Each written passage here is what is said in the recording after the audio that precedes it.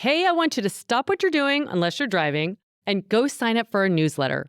We have the link in the show notes, and you need to get on it now because it is full of information. Our Lit newsletter comes out once a week, and it has everything that's happening in the Lit community, including classes, workshops, retreats, free classes, on and on. Plus, we have blog with recipes, articles, and every week we have a PT corner written by one of the many PTs in our Lit community. So we can help you with knee pain, text neck issues, pelvic floor discomfort, so much more. So join our newsletter, go to that link in the show notes. I'm Laura Hyman, and welcome to Redefining Movement, a Lit podcast designed to investigate all aspects of movement from my background in physical therapy and neuroscience. My mission is to help everyone find freedom through smarter movement patterns and compassion for ourselves and others, so together we can live our most uplifted lives, benefiting all beings. Welcome to Friday with Friends. Today I have Karin Reiter with me. Karin is a functional medicine nutritionist, meditation and breathwork teacher, fitness trainer, author, wife, mama, and founder of Nutritious and Delicious. She has been a leader in the nutrition and wellness industry for the past 15 years, and we talk today all about functional medicine, what it is, what are the biggest complaints people are coming to her with. We talk about sleep, gut health, hormones, all of it. So tune in and enjoy. Welcome, Karin. I'm so happy to have you on today and to have you share your depth of knowledge for so many functional medicine. So welcome. Thank you. And thank you for hosting and having me. It's a real joy and honor. Well, first, let's talk about what is functional medicine. I think people are aware of that term, especially it is becoming more popular, but probably a lot of people still don't totally understand what it means. Yeah. So functional medicine is a way of practicing. I like to explain it as the marriage between conventional medicine and holistic medicine. So everybody knows conventional medicine, where you have a doctor organ like a cardiologist or a neurologist or a gastroenterologist. And doctors have two tools. One is surgeries, and the other is medicine, pharma. The other end of the spectrum, you've got what's called holistic health or natural health. And that is very broad. That could be traditional Chinese medicine or Ayurvedic medicine or naturopathic medicine. And it could be herbs and it could be flowers and it could be homeopathy. There's lots of things that you can work with, and there's many tools. It can even be spiritual medicine. Functional medicine practitioners come from a more biological background. So they're mostly trained doctors, nutritionists, nurses, but they can also be holistic practitioners as well, but they have a background of science, but they have a very holistic overview.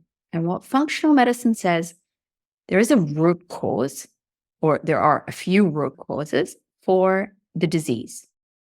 And so I always like to explain that, for example, if you had a very sore foot, you would go to your doctor, and the conventional doctor would say, well, show me your foot. And you would show the doctor your foot, and he would see these big 4 red ulcers on the bottom of your foot. And the doctor will probably clean them up and put some cream on it, and you'll say, rest the foot. And really, if you put the cream and you rest the foot and you don't walk, those sores are going to go away. But sure enough, you put your foot back in that shoe and those sores come back, and you end up going back to the doctor, and he changes the cream and he changes the medicine that you were taking. What a functional medicine physician will do, they will also look at the foot, but they will also look at the shoe. And in the shoe, they will see that you have 4 stones. And if you don't take out those 4 stones, every time you put your foot in that shoe, you're going to get hurt again. And that's what root causes are. And root causes, some of them are physical, like the food that you eat, the air that you breathe, your sleep, toxins that you're exposed to. And some of them are spiritual, mental, like trauma, stress. And if you don't address them all, then you don't really heal. And that's really what functional medicine is about. And what was your impetus to get into functional medicine? Yeah, that's a great question. I never thought I would be in this field. I actually studied a law degree and a finance degree and ended up working in a bank for the first half of my career. I really fell into functional medicine and into the whole nutritional world because I got really sick. So at age 18, I got Epstein Barr virus, which is a very, very normal virus to get. It's very popular. It's called the kissing disease because it's transmitted through saliva. And at 18, you tend to kiss a lot of people. And then I got this Epstein Barr virus and I ended up getting an autoimmune thyroid disease from it, Hashimoto's.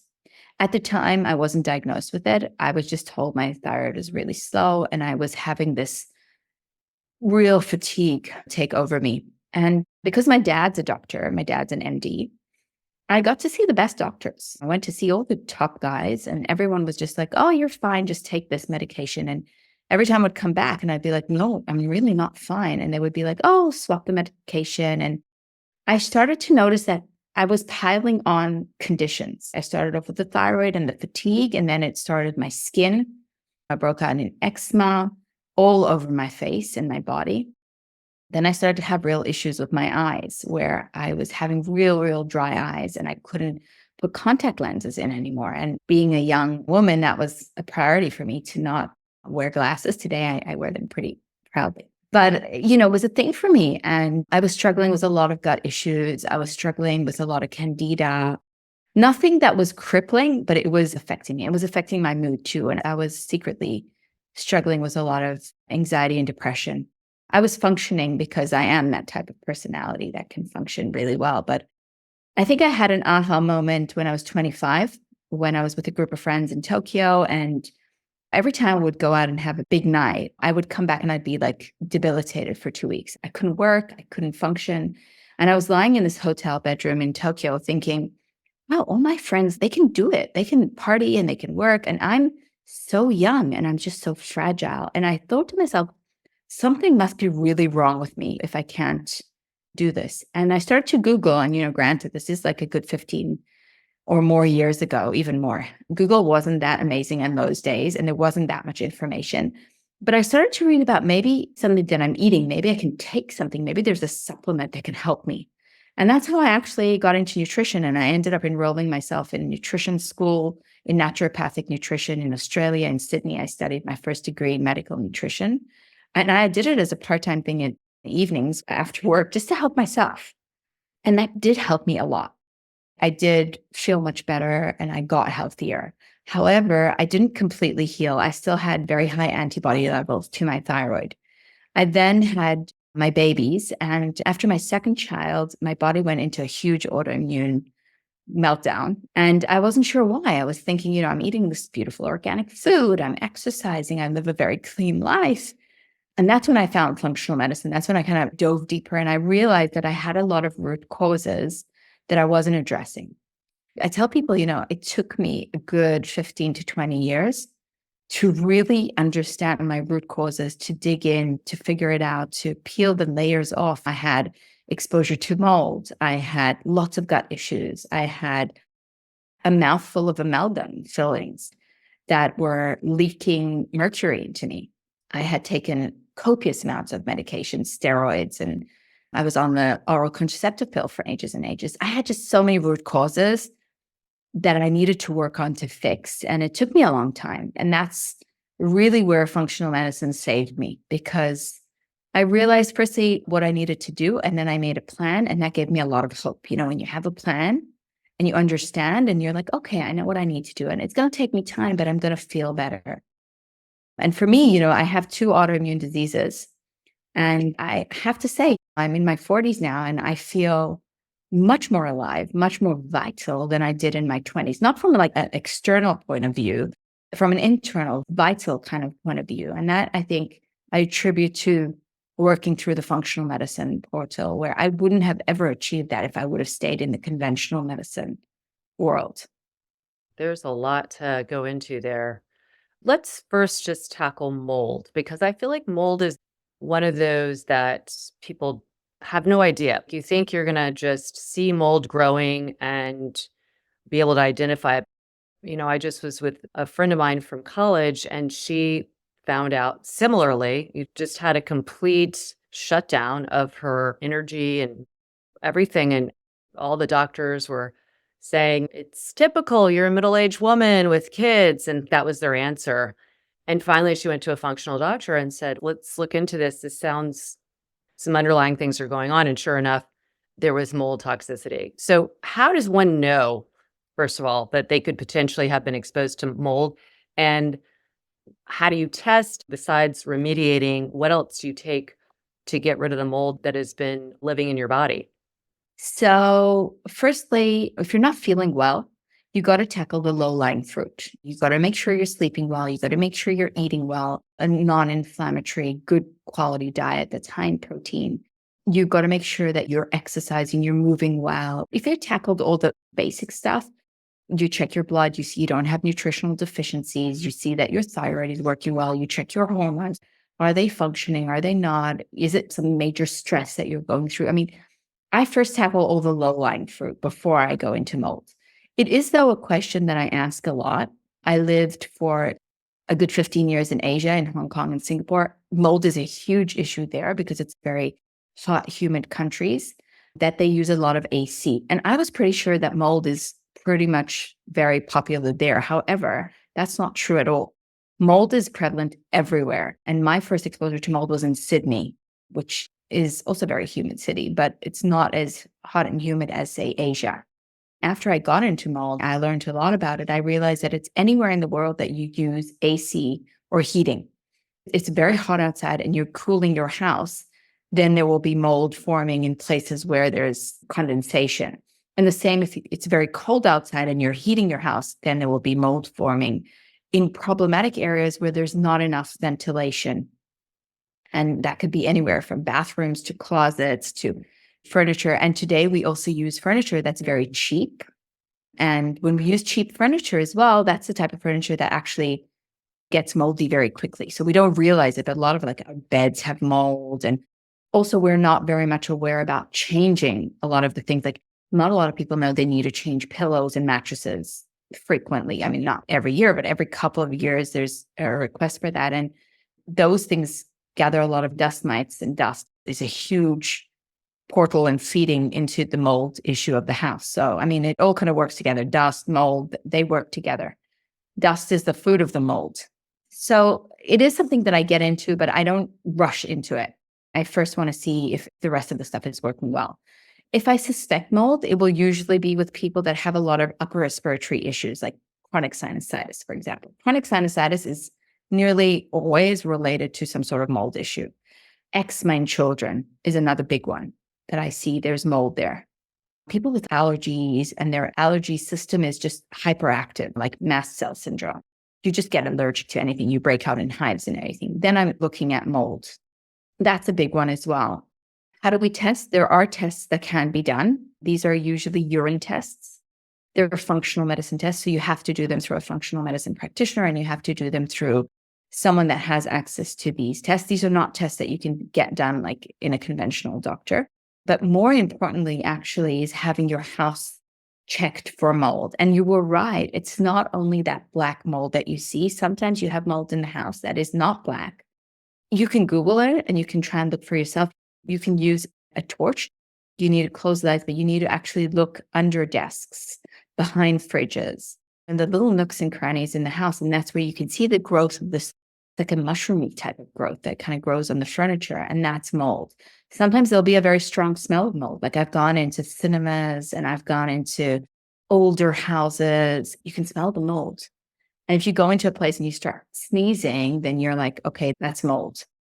My in-laws had a house and it was by the lake, and every time I would go in it would smell mildewy slash probably moldy, and I would have a headache within 4 hours.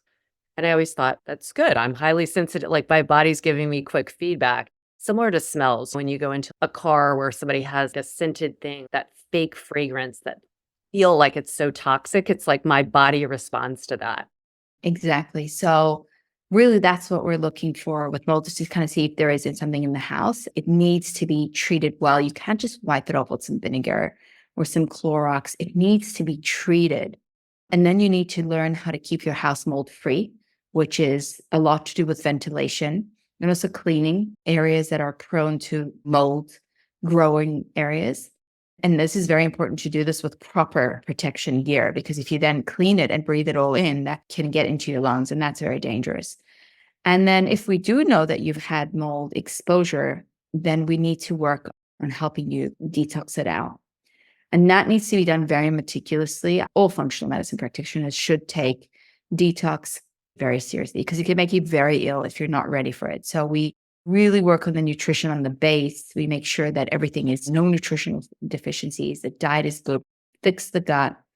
When all that is done and the immune system is strong enough, then we can start to detox. And then there's some amazing products out there that we use to help support the immune system detox out the mold. And most often than not, doing that and getting the mold out of the house, supporting the immune system, working on the gut, people get out of it. They feel much better. It's good. That's wonderful. And in terms of your practice, what are the most common things that you see over and over again that people listening probably could relate to? Some of the issues that people are coming to you with? Yeah, I think the big one is probably gut issues and fatigue. Fatigue, yes. How related are the gut issues and fatigue? Fatigue is a syndrome or a symptom of pretty much everything, of weak immune system, of hormonal imbalances, of stress, mental stress, physical stress. So fatigue is a symptom. And nearly everyone that comes in my clinic is like, I'm tired, I'm fatigued, I have brain fog, it's hard. There's lots of reasons for fatigue. Obviously, the first one is sleep. Are you sleeping enough? Are you sleeping well? Are you getting that deep restorative sleep? It's hard to. A lot of people aren't. By the time we hit our 40s and we're a little bit more smart, then our hormones start to drop and then we don't sleep as well. It's like this double-edged sword. Fatigue can also be a lot because of nutritional deficiencies. So I urge people to get blood tests to see, like, what are your vitamin D levels? What are your iron levels? This is a big one for women. Most women that I see have low iron levels, and ferritin specifically, which is the iron storage. B levels, like B12, B9, what are those levels? When you fix those nutritional deficiencies, the fatigue can improve. So when I speak about nutritional deficiencies, I always explain to people, when you go and do a blood test, your doctor might say to you, oh, everything's normal. You're fine. You're in the ranges. But I don't look at what's normal. I look at what's optimal. And it's more important, not if you're in the range, where are you along the range? Are you in the lower end of the range or the higher end of the range? Just for an example, I'll give you like vitamin D. The range is between 0 to 30 or 10 to 34. A lot of people are around the 30 mark, and the doctor will be like, you're fine. But I say, actually, no, you should be above 50 in the vitamin D mark, even above 70 if you've got any kind of risk for autoimmunity or cancer. So that's how are you in the range. Same goes for ferritin levels. I see so many women that have ferritin levels lower than 50. If you've got levels lower than 50, you're going to be tired. Your hair is going to be falling out. Let's be clear. People need to work with you to get all the answers, but what are some of the first steps somebody does to increase their ferritin level? Is it more complex than taking supplements? Why is your ferritin level low? That's the question that we need to ask. Maybe if you're a vegetarian and you don't eat red meat, then that could be the reason, right? That you are just not getting iron in your diet. So maybe it's as simple as taking a supplement there. But maybe, and this is something that I see very commonly, people that eat like a normal diet and they're eating red meat in their diet, but they're not absorbing because their gut is not working well. And that's where we need to work on the gut. Or if it's women, especially perimenopausal women who have very strong bleeding, they're losing a lot of blood. So we need to address that. Why are you bleeding so much? How do we maybe work on that? I've worked with so many women that have had to have iron transfusion after iron transfusion because they're just have very heavy bleeding every month. So there's lots of root causes that we can do, but fatigue is a big one, and nutritional deficiencies are first step for me. And probably the next step after that is assessing the thyroid. Again, very often doctors just test the TSH levels. The range for the doctors is anywhere from 0.5 to 4.5. Some doctors even take it more. I always say the range is between 0.5 to 2.5 for TSH, which is thyroid stimulating hormone. And if you're above that, then your thyroid is slow. And if your thyroid is slow, then your metabolism is slower and your mood is slower and your energy is slower. Like, it's all just slow. And that needs to be assessed and addressed as well. So thyroid is a big one. Nutritional deficiencies are big ones. Sleep is a big one. Just that is a lot. And most people have a lot of work in that. The gut as well. That's a big one. You mentioned with yourself that you had taken steroids and probably antibiotics, I imagine, when you were younger, and that had messed up your gut. What are some other things besides fatigue? Any symptoms of a gut dysfunction, leaky gut? We hear about that term. Yeah. So common gut things that you see is bloating, reflux, which is a big one as well, constipation slash diarrhea slash IBS, which is this umbrella term for someone that doesn't have regular bowel motion. Those are the big ones around the gut. Then we've got the smaller issues, SIBO, small intestinal bacterial overgrowth. And then we have people that have gut issues but don't have any gut symptoms, but they have autoimmunity or they have cancer or they have skin issues. So the gut might not be giving them problems. The problem might be appearing somewhere else, but the root cause is the gut. And how would that lend to cancer issues? So I'll explain a little bit in a moment about what is the gut in charge of. I tell people if you have gut issues, you're lucky because you know that the problem is in the gut. Those without gut issues may walk around thinking, oh, I don't have anything wrong with my gut. It's just my skin or it's just my mood. It has nothing to do with my gut. But in those people, it's harder for me to convince them. I need to then do testing and show them how their gut is messed up and what they need to do. Gut busters, you were asking me about things that affect the gut negatively. So you're right, medication is a big one, like antibiotics and steroids. Those are the big ones. But a lot of people are taking regular medication, like antidepressants, the oral contraceptive pill. So many women are on oral contraceptive pill. That's a massive gut buster. So medications is for sure one. So you shouldn't just get off medications. You should ask your doctor before. But there are a lot of medications that we take very easily, like Advil or any kind of like pain relief. And so a lot of us are popping too many pills, or way too many pills. Alcohol, another big one. We're all self-medicating with alcohol. Alcohol is a big issue today for women and also for men, but even more so for women. We know that women since the pandemic are drinking a lot more than they used to. And that's definitely negatively affecting the gut. Sugar, processed foods, white foods, and even things like chemicals, various soaps and shampoos, and even dishwashing detergents that contain very harsh chemicals that when you ingest them, they start to negatively affect your gut. And even chemicals that are found in our water, whether it's bottled water or tap water, there's chemicals coming in that are affecting our gut. So we call those gut busters. And unfortunately, we're not eating the diets that we used to eat that were very gut protective. Not a lot of us are eating these traditional diets with bone broths, and aloe vera, and honey, all these kind of natural foods that support the gut lining. And so the gut has lots of jobs. It breaks down your food. It also serves as a first line of defense in your immune system because everything that you drink, eat, or breathe goes through the gut before it gets into your body. And the gut actually really knows to differentiate friend from foe. And also the gut has its army. It's called the good bacteria, the microbiome, right? The microbiome consists of good and bad bacteria, but the good bacteria, they're the probiotics. Their job is first line of defense. They're the body's army. Interestingly, also, these good gut bacteria produce neurotransmitters. They produce serotonin. 90% of serotonin is made in the gut. So what we once thought that depression and anxiety were issues of the brain, we now know that they're not. They're issues of the gut. So when someone is presenting with anxiety and depression, we know that the gut has a lot of work. First of all, it's like, I'm sure people can be like, wow, everything could really be a gut buster. But I'm thinking of ways that we can, like you said, low hanging fruit, water. What should people think about for water, like in terms of purification, or what are your thoughts of Brita filters or these bigger filtration systems that people put in? Not everybody can necessarily afford. What is the ideal if money was not the issue?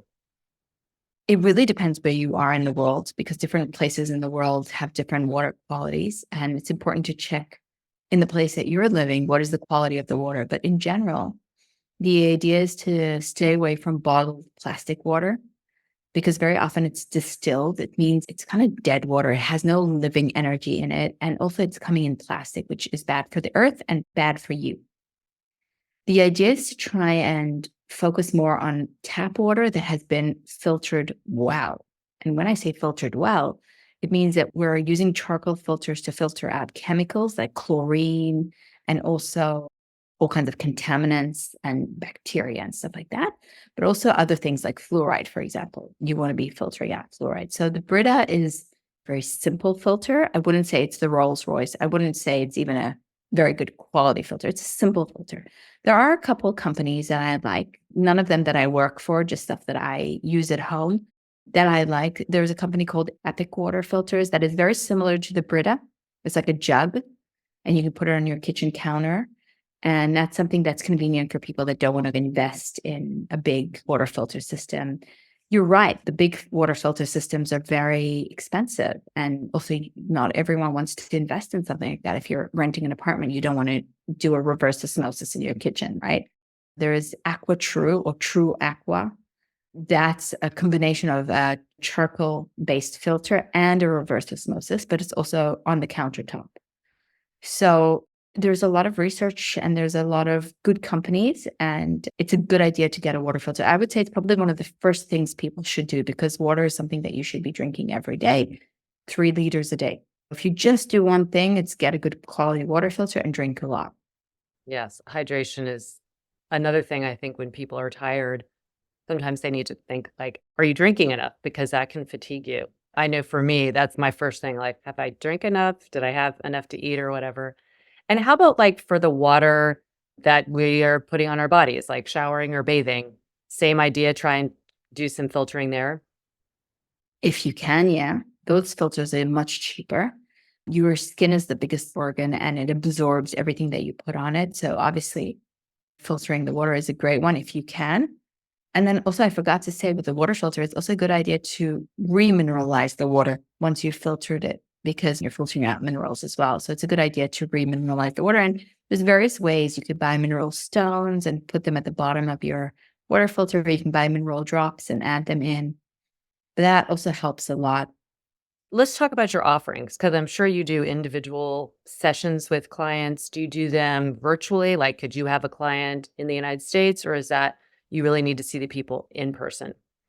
Yeah. So thanks to COVID, Yeah. that forced me to work globally, which is great. I definitely work on Zoom 90% of the time. I see people one on one. Those are for more like complicated cases when they're at their wits' end. They've seen so many doctors and so many people and they just don't feel great. And that's where I'll see the more complicated cases. I do a lot of online workshops.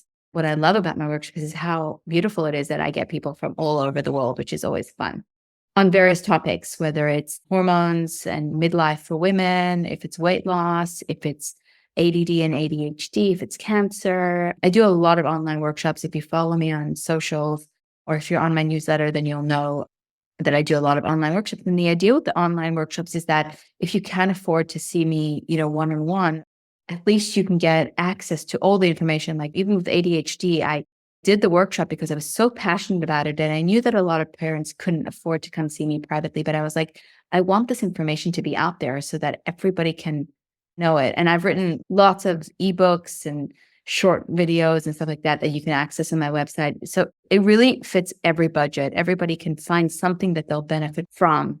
And the only thing I do face to face is a once a year retreat, which I do together with a very, very close friend of mine and an amazing practitioner where we do both the body and the mind. I do the functional medicine part and he does the emotional, spiritual part.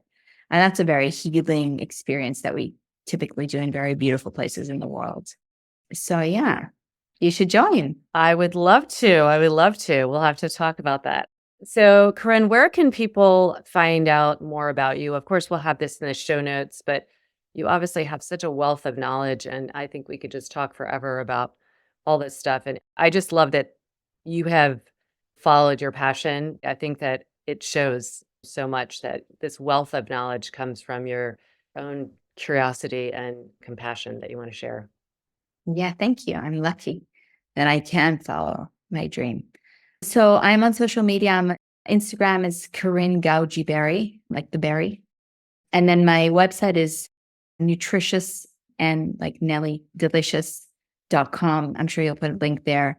And you can then join my mailing list and be on my newsletter, where I don't send a lot, but once a month I just update with my workshops and stuff like that. And that's typically where people will be able to see what I do and see my offerings as well. Wonderful. Well, thank you so much for your time and your wisdom. It was just a delight to talk to you. Thank you for having me. And thank you for everybody listening. And as always, I'm pulling for you. Thank you for joining us on this episode of Redefining Movement. If you like what you've heard, please like and subscribe wherever you get your podcast. Feel free to leave us a rating and review or share with someone you know. Check us out at www.litmethod.com.